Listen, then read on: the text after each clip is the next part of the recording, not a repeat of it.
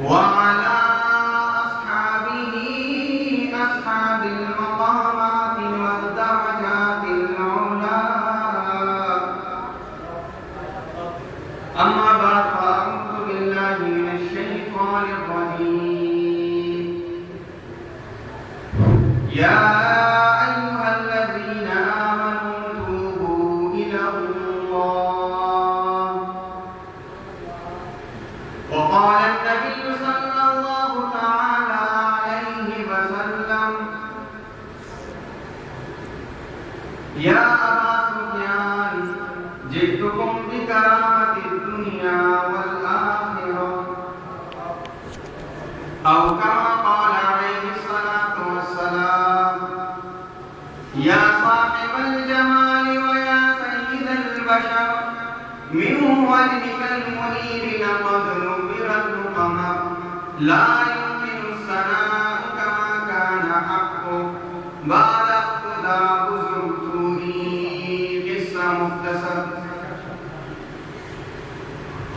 میرے انتہائی واجب الاحترام و اکرام حضرات علماء کرام، بالخصوص حضرت مولانا مفتی عبدالرشید صاحب اور میرے برادر مکرم اس چمنستان کے باغباں جناب قاری امین اللہ صاحب اور ہمارے ادارے اور ہمارے عقائد کی محنت کے پاسبان و نگہبان و سرپرست جناب پروفیسر مولانا عبدالحفیظ صاحب دامت برکاتہم العالیہ اور مدرسہ رحیمیہ انوار القرآن سے لائے ہوئے میرے دوست قاری رضوان صاحب، قاری عبدالرحمن صاحب، دیگر علماء کرام جو مجمع میں بیٹھے ہوئے ہیں، مفتی لقمان صاحب اور دیگر حضرات، اور میرے انتہائی میرا پیارا دوست جناب رانا سعید صدر اہل سنت والجماعت پاکستان میانی، اور میرے بزرگوں اور عزیز نوجوان دوستوں، السلام علیکم. ایک دفعہ میرے سلام کا صحیح جواب دے دیں. میں آپ کو نہیں کہوں گا کہ باہر والے اندر آ جائیں، نہ آپ سے یہ کہوں گا کہ آگے آ جائیں، نہ آئندہ یہ کہوں گا کہ سبحان اللہ کہو یا ماشاء اللہ کہو. اگر اللہ نے آپ سے کہلوانا ہوا اور آپ نے اپنے اعمال نامے میں اضافہ کرنا ہوا تو آپ خود ہی کر لیں گے. میں آپ سے نہیں کہوں گا چونکہ دیر کافی ہو چکی ہے.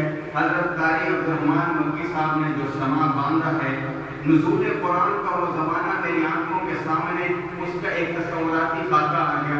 میں یہ تو نہیں کہتا کہ قاری عبدالرحمن صاحب نے وہ تلاوت کی ہے جو کبھی ابی ابن کعب رسول اللہ صلی اللہ علیہ وسلم کے منبر پر بیٹھ کر کیا کرتے تھے، لیکن قاری صاحب کی تلاوت سن کر اس محفل اور اس مجلس کا ایک ذرہ حلاوت اور اس کی مٹھاس کا اندازہ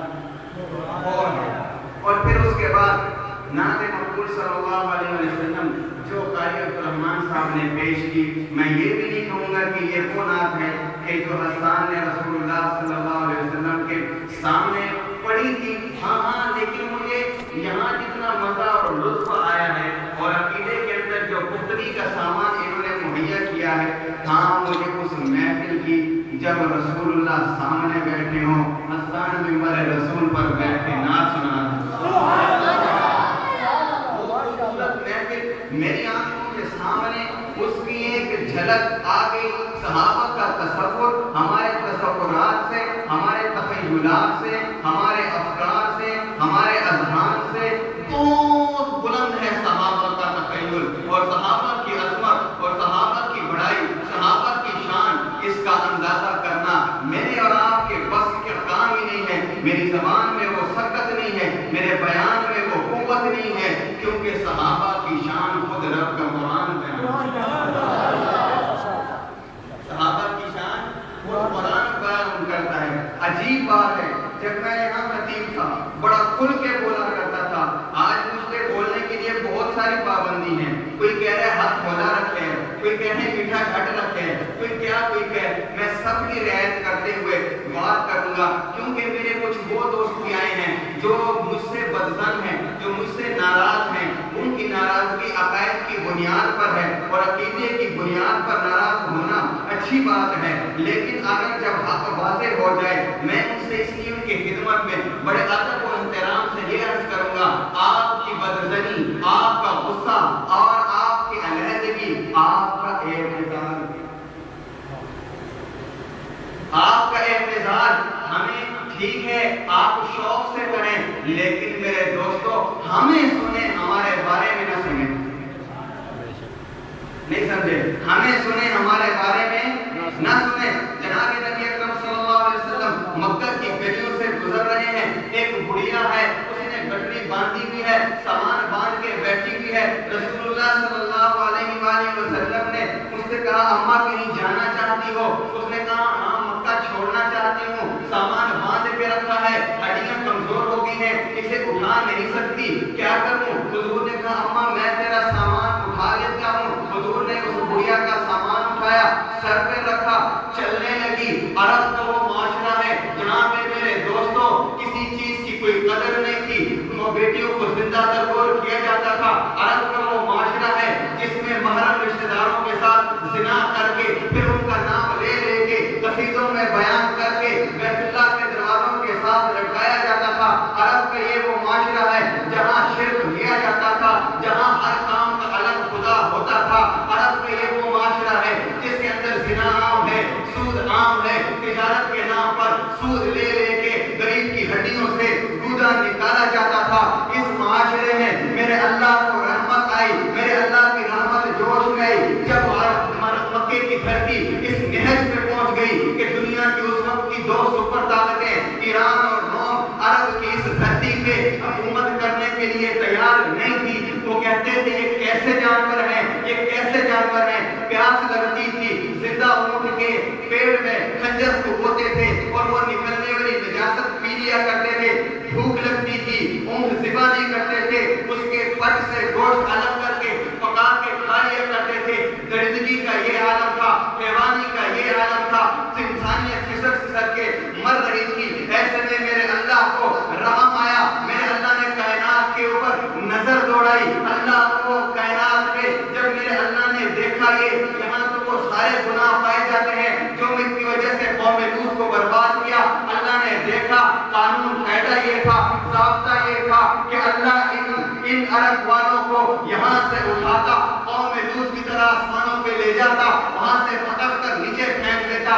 ہونا تو یہ چاہیے تھا قوم شعیب کی طرح تباہ برباد کر دیتے، ہونا تو یہ چاہیے تھا کہ قوم موسیٰ کی طرح کبھی مینڈکوں کا عذاب، کبھی خون کا عذاب، کبھی زلزلوں کا عذاب، کبھی غرق ہونے کا عذاب آتا، لیکن میرے رب نے ان کی بغاوتوں کو دیکھ کر، ان کی نفرتوں کو دیکھ کر، ان کے دور جانے کو دیکھ کر، ان کی توحید کا پارا پارا کر دینے کو دیکھ کر میرے اللہ کو ان پہ ترس آیا، میرے اللہ کو ان پہ پیار آیا، میرے اللہ کو ان پہ رحم آیا۔ اللہ نے اپنے خزانوں کے دروازے کھولے، میرے اللہ کے خزانوں میں ہر چیز لامحدود ہے، علم لامحدود ہے، علم لامحدود ہے، قدرت لامحدود ہے، سمع لامحدود ہے، بصر لامحدود ہے، محبتیں لامحدود ہیں، میرے اللہ کے ہاں عزتیں لامحدود ہیں، سارے خزانے لامحدود تھے۔ میرے اللہ نے کہا اس بھٹکی ہوئی انسانیت کو، اس نفرت آمیز انسانیت کو آج میں اپنی پیار و محبت سے نوازنا چاہتا ہوں۔ میرے اللہ نے خزانوں کا دروازہ کھولا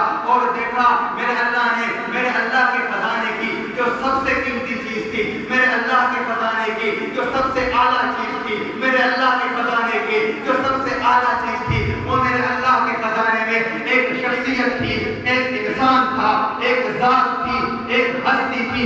اللہ نے اس کے لیے ایک قدرت کا بیوٹی پارلر قائم کیا، خود دستے قدرت بیوٹیشن بنے، اللہ خود بیوٹیشن ہے، اس ذات کو سنوار رہے ہیں، اس ذات کو سجا رہے ہیں۔ میرے اللہ نے وہ ضحیٰ کی کریم سے ان کے چہرے پہ میرے اللہ نے اس کے چہرے پہ کریم لگائی، میرے اللہ نے وہ لیل کے شیمپو سے اس کی زلفوں کو دھوا، میرے اللہ نے اس کے بول کے اندر اس کے بول کے اندر وما ينطق عن الهوى ان هو الا وحی یوحی کی حلاوت رکھی، اس کو بنایا، اس کے ہاتھوں کے اندر وما رمیت اذ رمیت کی طاقت رکھی، اس کی آنکھوں کے اندر لا تمدن عینیک کی نظر رکھی، اس کے آنکھوں کے اندر ماذاق کا کجلا لگایا۔ جب یہ ہستی بن گئی، یہ ہستی سج گئی، یہ ہستی سنور گئی، تو میرے اللہ نے آدم کا ملک بھی اس کو دیا، نوح کی معرفت بھی اس کو دی، شیش کا جوشہ کا جہاز بھی دیا، موسیٰ کی شدت بھی دی، الیاس کا وقار بھی دیا، لوط کی حکمت بھی دی، صالح کی فصاحت بھی دی، یوشع کا جہاد بھی دیا، عیسیٰ کا زہد دے کے جب یہ ہستی تیار ہو گئی، 1,34,000 انبیاء کے سارے کمالات کو جمع کر کے ایک ہستی کو دے کر اس کے سر پر تاج المرسلینی رکھ دیا، اس کے سر پر ختم نبوت کا تاج رکھ کے اس کو قرآن دے کر محمد رسول اللہ کو دھرتی میں مبعوث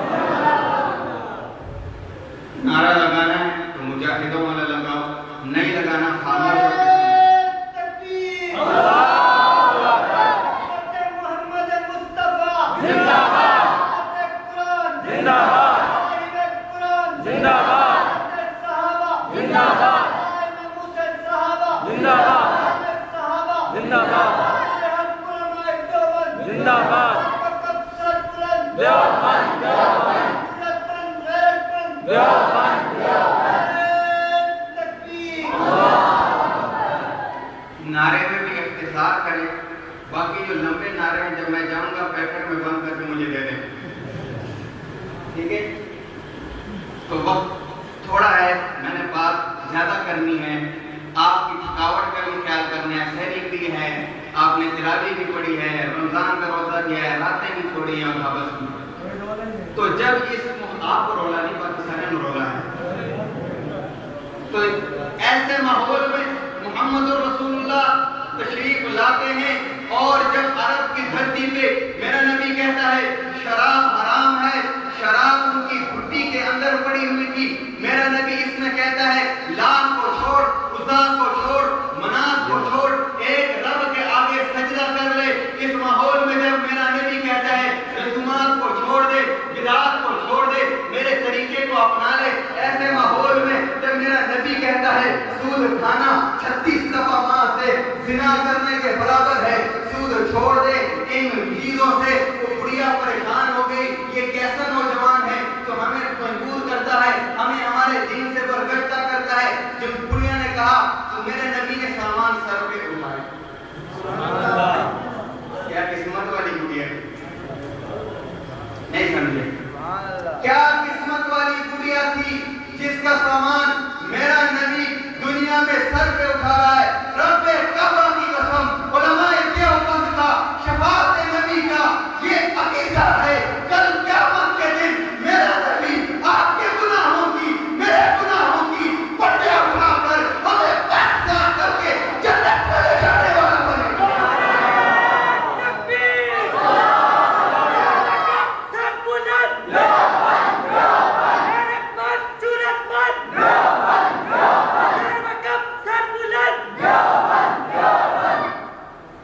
حضور نے سامان اٹھایا، چل پڑے۔ اماں کیوں جا رہی؟ بیٹا میں ملک چھٹی وردی ہیں۔ اماں کیوں چھڑے ہیں؟ پٹھان پنجابی میں کوئی مسٹیک ہو جائے معاف کریں۔ کیوں چھوڑ رہے ہو؟ پتر ایک نوجوان آیا ہے، شرارتاں کرتا ہے، نہیں سمجھے؟ مجھے بھی کہتے ہیں ایک نیا مفتی آیا شرارتیں کرتا ہے۔ کیا شرارت کی ہے اس مفتی نے؟ اس مفتی نے، میں مفتی بھی نہیں ہوں، لوگوں نے غلط مشہور کیا، وہ چاند کمیٹی والے کی وجہ سے اس کا نام بھی منیب الرحمان ہے، میرا نام منیب اللہ ہے، اس کو مفتی کہتے ہیں، مجھے بھی مفتی کہنا شروع کر دیا۔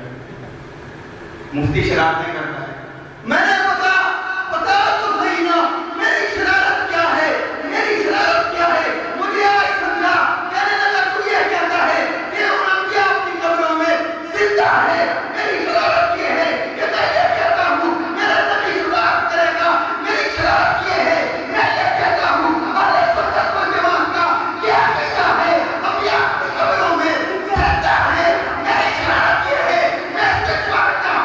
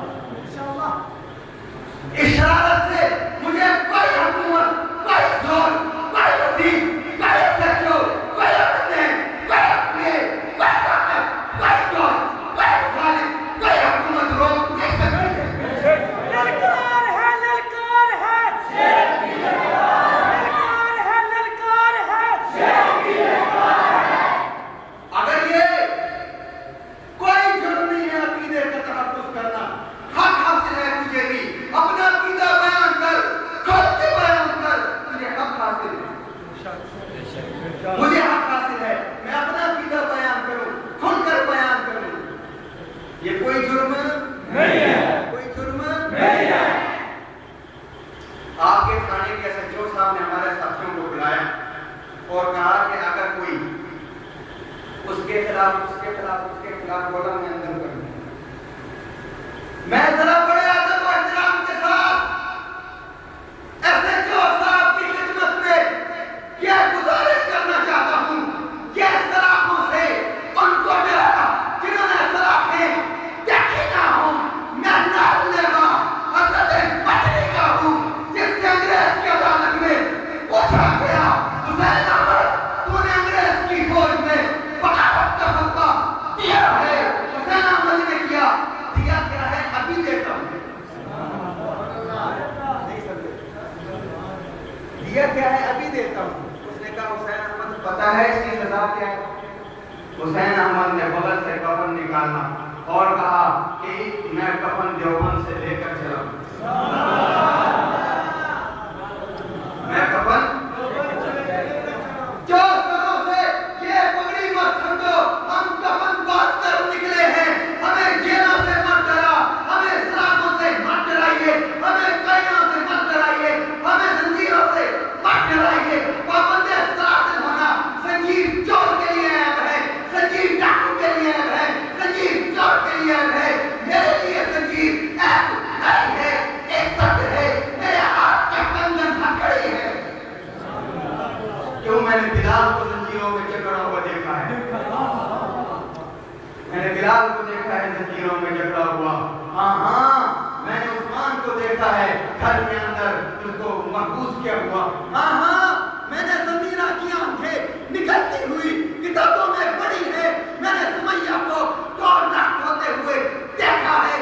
نہ ڈرا دور کی بات نہیں کرتا. اس کے گزرے دور میں میں نے کھڑی کو اشارہ بنتے ہوئے دیکھا ہے. فاروقی کو دیکھا ہے, غازی نصیر کو دیکھا ہے. میں ان کے عقائد کا بھی پاسدار, ان کے کردار کا بھی پاسدار. زندہ ہے تکبیر, زندہ ہے تکبیر, زندہ ہے تیرا قافلہ, تکبیر تیرا قافلہ. اور یہ کوئی جرم نہیں ہے. اگر یہ جرم ہے, اگر یہ جرم تو سننا کان کھول کے, یہ جرم ہمارے بڑے کرتے آئے ہیں, ہم بھی کریں گے. کوئی جرم نہیں ہے, ایمان ہے, عقیدہ ہے, تقویٰ ہے, نیکی ہے, پرہیزگاری ہے. اگر یہ جرم ہے تیری نظر میں تو سوچ یہ جرم کیا ہے, آئندہ نہیں کرتے رہیں گے. خیر حضور نے سامان اٹھایا, سر مبارک پہ رکھا, چل پڑے. اماں کیوں جا رہی ہو؟ کہا اس لیے جا رہی ہوں کہ ایک نوجوان آیا ہے, شہر والوں کو آپس میں لڑا ہے, ہمارے دوستوں کو ہمارے سے خراب کر رہا ہے. ابو بکر ایک اللہ کو مانتا ہے, اس کا باپ نہیں مانتا. گھر میں ایک بھائی توحید کا لمبردار, دوسرا شرک کا لمبردار. یہ ایک نیا نوجوان آیا ہے جو بھائیوں کے اندر لڑائیاں, برادری میں لڑائی, وہ تو بھاگ جائے گا, تو بٹگرام کا ہے بھاگ جائے گا, ہمارے اندر لڑائی ڈروانے کا. سارے جواب دوں گا, جو آپ سننے آئے نا وہ بھی سناؤں گا. کہا اماں ٹھیک ہے. کہا اماں آپ صلی اللہ علیہ وسلم نے اپنی تبلیغ شروع کی, ابھی مکہ سے باہر نہیں گئے تھے کہ مجھے کہنے لگی اماں بیٹا تو کون ہے, تو کون ہے اس دور میں اتنا اچھا نوجوان. نہیں سمجھے, سنتے پہ ہو. اس دور میں اتنا اچھا نوجوان, میانی کی دھرتی پہ اتنا اچھا نوجوان.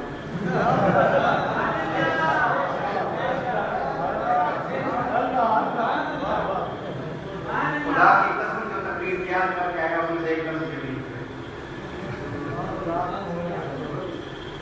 اتنا اچھا نوجوان کو اس دور میں.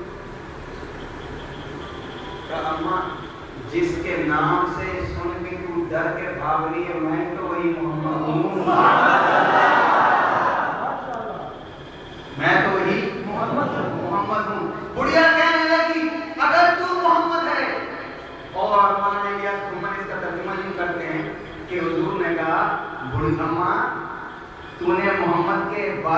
سنا ہے آج محمد کو سن.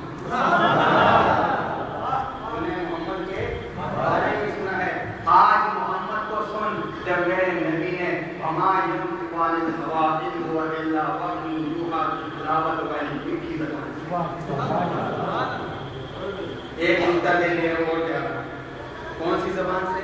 وما ينطق عن الهوى إن هو إلا وحي يوحى. عرب کی وہ مشرکہ گڑیا وما ينطق عن الهوى إن هو إلا وحي يوحى سن کے یہ نہیں کہتی میری سمجھ میں نہیں آتا تیری یہ بات نس کے خلاف ہے وہ مان لیتی ہے.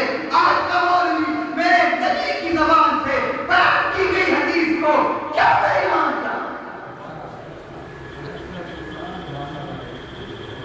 آج محمد کو سنا ہے. کڑیا نے کہا پہلی دفعہ محمد کو سنا ہے بیٹا میرا سامان واپس لے جا میں نہیں چھوڑنا چاہتی.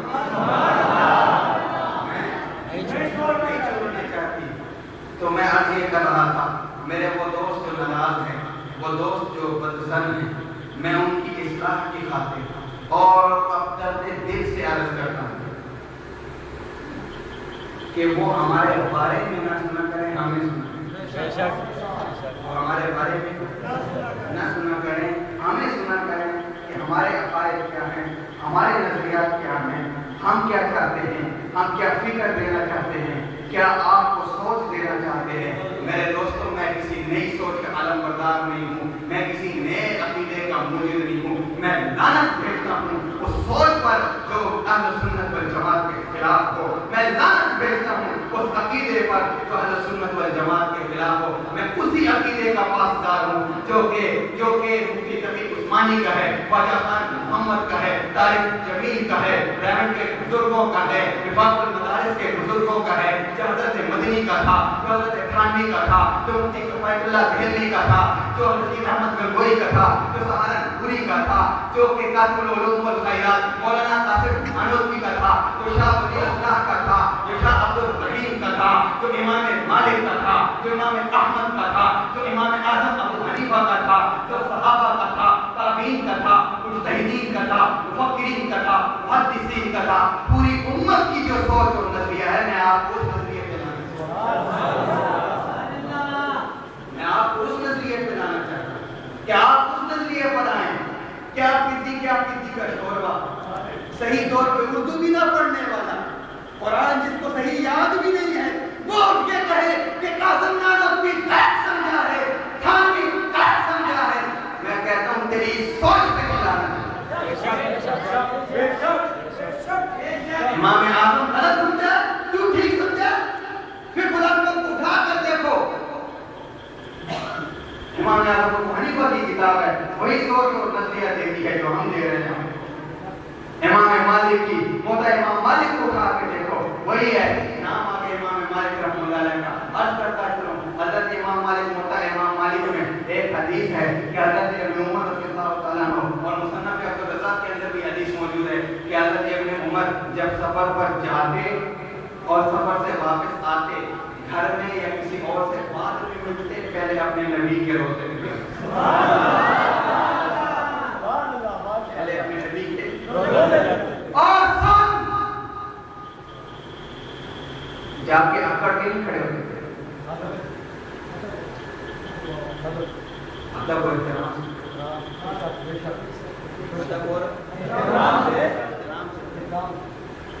اکڑنے تو کیا چیز ہے تیرے کتنے سجدے ہیں تیرے کتنی تسبیحات ہیں تیرے کتنے رکوع ہیں. وہ جس کی ساری کائنات پر سجدے تقسیم کیے جائیں اس کے سجدے بھی پورے نہیں ہوتے. وہ نبی کے سامنے اکڑا اللہ نے کہا وہ نبی کے سامنے اللہ نے کہا سجدہ کر بھائی کیا کر سجدہ کر. اور سنیے سجدہ تعظیم کا سجدہ ہے عبادت کا سجدہ حرام عبادت کا سجدہ نہیں نبی کے لیے بھی حرام کسی کے لیے بھی عبادت کا سجدہ جائز نہیں ہے. سجدہ ایک کس کا سجدہ کرتے ہو بھائی اللہ. سجدہ کس کا رکوع کس کا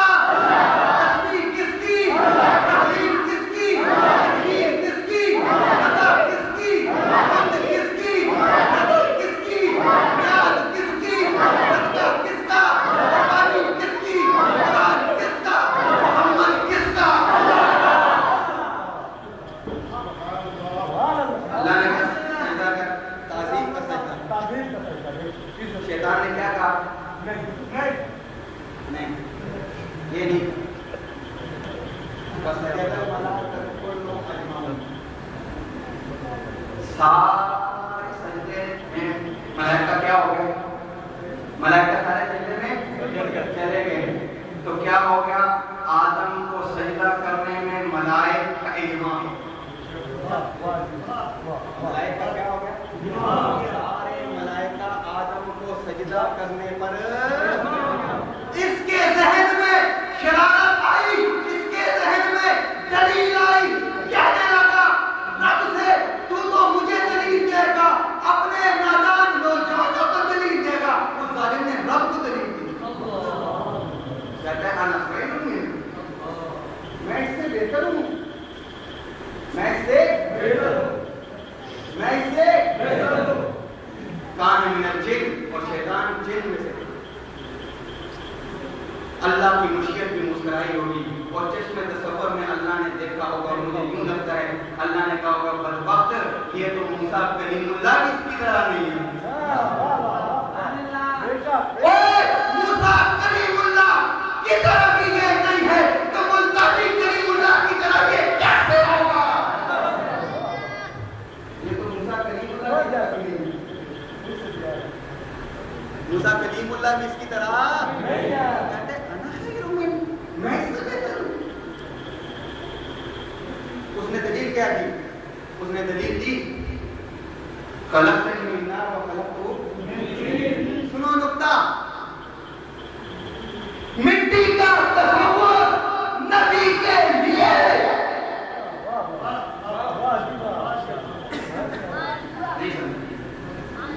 مٹی کا تصور نبی کے لیے بطور حقارت، یہ سب سے پہلے تصور شیطان ہے.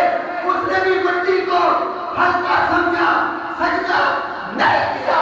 یہ بھی کہتا ہے ماں کے مٹی ہو گیا.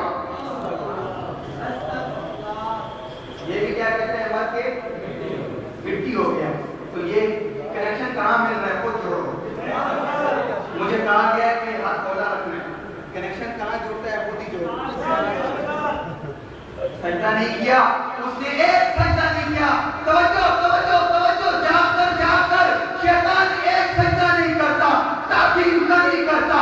اللہ کہتا ہے اقرأ ان علیک لعنتی الی یوم الدین. نکل جا، تو لعنتی ہے قیامت کے دن تک. میرے نوجوان بتا رہنا فجر کے 4 سجدے، ظہر کے 24 سجدے، عصر کے 16 سجدے، مغرب کے 7 سجدے، عشاء کے 34 سجدے میں چھوڑ کے پھر بھی ضلالت کا مستحق کیسے نہیں ہوتا؟ وہ ایک سجدہ نہ کرے لعنتی. میں دن میں 75 سجدے چھوڑ لوں اور پھر بھی کہوں کہ اللہ کی رحمت مجھ میں نازل ہو. میرے نبی نے جاتے جاتے ہوئے آخری وقت میں، آخری وقت کون سا تھا بھائی؟ موت کا. سنو، وہ جو ہمارے بارے میں سنتے ہیں نا، کہتے ہیں جی یہ موت میں انکار. کیا کہتے ہیں؟ یہ موت کا انکار. میں کہتا ہوں کہ جو موت کا انکار کرتا ہے، علامہ علی شیر حیدری نے اٹک میں فرمایا کہ جو موت کا انکار کرتا ہے وہ بے ایمان، اور جو بعد میں زندہ ہونے کا انکار کرتا ہے وہ ڈبل بے ایمان. جو نبی کے لیے موت کا انکار ہے وہ کافر ہے. میرے نبی کا آخری وقت ہے. میرے نبی نے آخری وقت میں آدمی وہ بات کرتا ہے جو اس کی ساری زندگی کا خلاصہ اور نچوڑ ہوتا ہے. میرا نبی اپنے آخری وقت میں ایک بات لے کر گیا ہے. فرمایا میری امت الصلاۃ وما ملکت ایمانکم. میری امت میں جا رہا ہوں تمہیں 23 سالہ نبوت کا خلاصہ اور نچوڑ بتانے لگا ہوں. وہ خلاصہ اور نچوڑ یہ ہے الصلاۃ، نماز نماز. اور بیٹا جب رخصت ہوتا ہے، ماں جاتے ہوئے کہتی ہے بیٹا آخری نصیحت سن لے. بیٹا اس کو ساری زندگی پلے باندھ لیتا ہے. یہ ماؤں سے بھی زیادہ محبت کرنے والا نبی آخری وصیت کر کے جا رہا ہے. الصلاۃ الصلاۃ الصلاۃ. نماز نہ چھوڑنا، نماز نہ چھوڑنا، نماز نہ چھوڑنا. وما ملکت ایمانکم. میرے دوستو کتنے ہیں جو نماز پڑھتے ہیں اور جو پڑھتے ہیں ان میں سے بھی 98% تو صحیح نہیں ہے۔ الصلاۃ نبوت کا نچوڑ ہوتا ہے نماز نہ چھوڑنا، نماز نہ چھوڑنا۔ تھوڑا سا اور برداشت کر لو گے مجھے؟ ختم کریں۔ الصلاۃ نماز نہ چھوڑنا۔ آپ کو اللہ نے قرآن میں حکم دیا اقیموا الصلاۃ، نماز پڑھو گے، نماز قائم کرو گے۔ پڑھنے میں اور قائم کرنے میں فرق ہے۔ ایک بات سمجھا کے بات کرتا ہوں، میں نے آگے لمبا سفر کرنا ہے، ایوبیہ میں میرا کل انشاءاللہ بیان ہے۔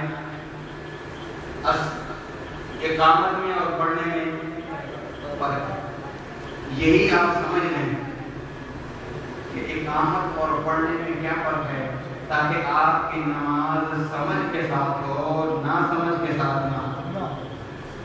آپ کی نماز سمجھ کے ساتھ ہو، نہ سمجھ کے ساتھ نہ ہو۔ نماز پڑھنا بہت آسان ہے، نماز پڑھنا بہت آسان ہے، لیکن نماز بچانا بڑی مشکل ہے۔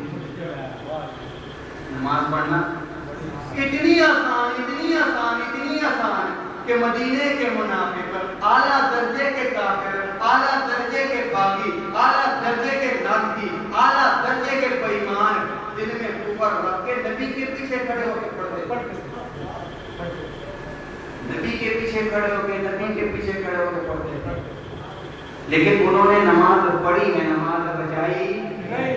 ہاں نماز بچائی ہے، صدیق نے بچائی ہے، پڑھی بھی ہے، منکرین زکات کے خلاف جہاد کر کے نماز بچائی بھی ہے۔ ہاں مسلمہ قذاب کے خلاف ختم نبوت کے لیے میدان کارزار میں جا کے صدیق نے نماز پڑھی بھی ہے، نماز بچائی بھی ہے۔ بلال نے تپتی ریت کے اوپر نماز پڑھی بھی ہے، احد احد کے نعرے لگا کے نماز بچائی بھی ہے۔ فاروق نے نماز پڑھی بھی ہے، مسلح پہ خنجر کھا کے شہید ہو کے نماز بچائی بھی ہے۔ امام اعظم ابو حنیفہ نے نماز پڑھی بھی ہے، نماز بچائی بھی ہے۔ احمد ابن حنبل نے نماز پڑھی بھی ہے، نماز بچائی بھی ہے۔ ہاں میرے دوستو، مامون نے صرف پڑھی، احمد ابن حنبل نے بچائی، ابو حنیفہ نے بچائی، اور ان کے مخالفین نے نمازیں پڑھی، اور یہاں تک کہ آج کے دور میں غازی عبد الرشید نے نماز بچائی ہے، ورنہ پڑھتا تو پرویز مشرف بھی تھا۔ نماز پڑھتا تو بلکہ وہ کہتا تھا میں نے کعبے کی چھت پہ چڑھ کے اذان بھی کی، کعبے کی چھت پہ چڑھ کے بکواس کرتا ہے، کعبے کے اندر گیا چھت پہ چڑھ کے۔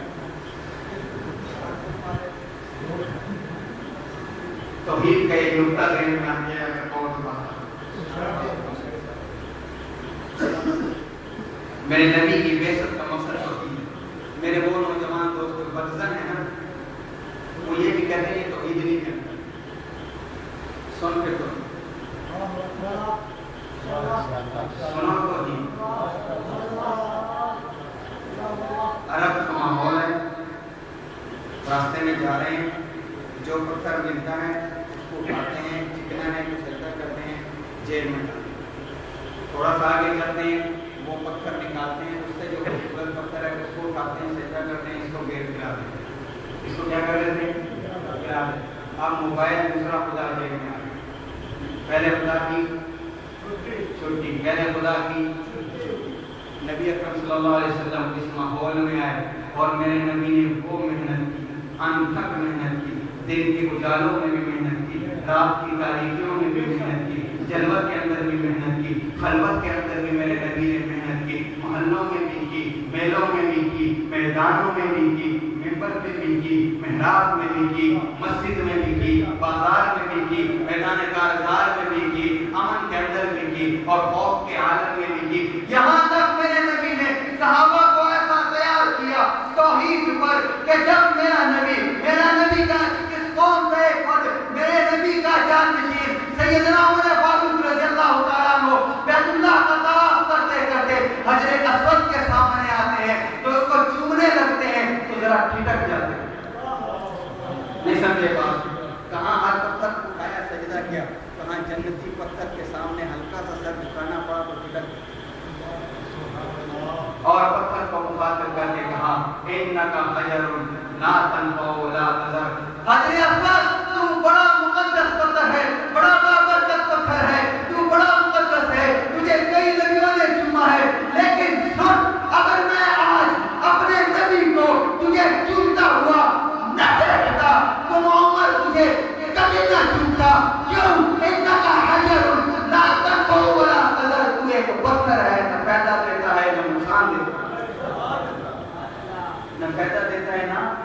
نقصان دیتا ہے.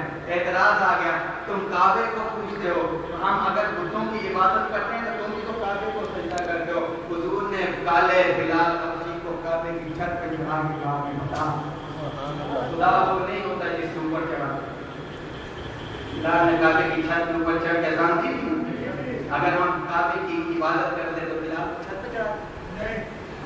عبادت کس کی؟ عبادت کس کی؟ عبادت کس کی؟ وَإِنَّ لَكُمْ فِي الْأَنْعَامِ لَعِبْرَةً نُسْقِيكُم مِّمَّا فِي بُطُونِهِ مِن بَيْنِ فَرْثٍ وَدَمٍ لَبَنًا خَالِصًا. لبنًا. اللہ کہتا ہے میرے بندے تمہیں توحید کو سمجھنا ہونا. مولوی کے فلسفے اور مولوی کی تقریریں چھوڑ, کدی بالٹی لے کے گڑوا لے کے جدو مجھ اور گاں دے تھلے پویں تے اللہ دی توحید سمجھ آ جائے. اور دیکھو ہمارے معاشرے کا ظلم, بھائی صاحب آپ وہاں کی گاہ لگانے سے نہیں بات.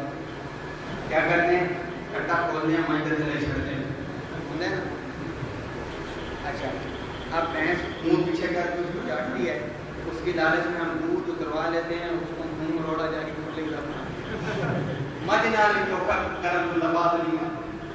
بھینس نے اتار دیا, اتار دینے کے بعد بس میں پیچھے کود کے دیکھا, چول ہے اور واسطے ہی یہ میرے بال آستے بھی تھوڑا جا چھٹی.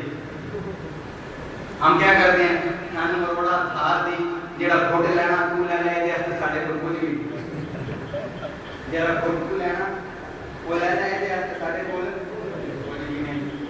اچھا جی, وہ میرا رب کہتا ہے غور تو کرو نا, خون اور گوبر کے درمیان میں سے میں تمہارے لیے دودھ نکالتا ہوں, اس میں نہ گوبر کی بدبو نہ خون کا رنگ شامل کرتا ہوں. لبن خالصا صائغا للشاربین, خالص دودھ تیری بالٹی میں دیکھتا ہوں. پھر میرے رب کی توحید دیکھنا, تو ٹینکی بناتا ہے چھت کے اوپر, میرے رب نے ٹینکی بنائی پیڑ کے نیچے. تو سینٹری کی ایک ٹوٹی لگاتا ہے جی, دوسرے دن مولوی صاحب کہتے ہیں حاجی صاحب رانا صاحب ٹوٹی خراب ہو گئی ہے, لیک ہو گئی, اور لے آؤ. پورے 9 مہینے یا سال بھینس کو چوتا ہے اور چکا لگا کے جب تو اس کو بیچنے کے لیے منڈی میں لے جاتا ہے تو ایک چوریا اس سے نہیں تھی. ایک چوریا بھی لیک رکھی کھاری کری. لبنا خالصا صائغا للشاربین, میں نے خالص دودھ تیرے گڑوے میں دیا, تیرے گڑوے میں آ کے خالص نہ رہے تو رب کا قصور ہے. تیرے گڑوے میں آ کے خالص نہ رہے تو رب کا قصور ہے نہیں ہے. لبنا خالصا, دودھ لیتا ہے تو خالص لیتا ہے. بیوی چاہتا ہے خالص چاہتا ہے, اور آپ چاہتا ہے خالص چاہتا ہے. آٹا مانگتا ہے خالص مانگتا ہے, مرچیں مانگتا ہے خالص مانگتا ہے, دہی مانگتا ہے خالص مانگتا ہے, بیوی خالص مانگتا ہے. تو رب کی عبادت کیوں نہیں خالص کرتے؟ رب کی عبادت کیوں نہیں خالص کرتے ہو؟ تو میرے دوستوں, حضور اکرم صلی اللہ علیہ وآلہ وسلم کی بعثت کا مقصد ہے توحید. کہ عبادت صرف ایک اللہ کی اور اطاعت صرف ایک رسول اللہ صلی اللہ علیہ وآلہ وسلم کی.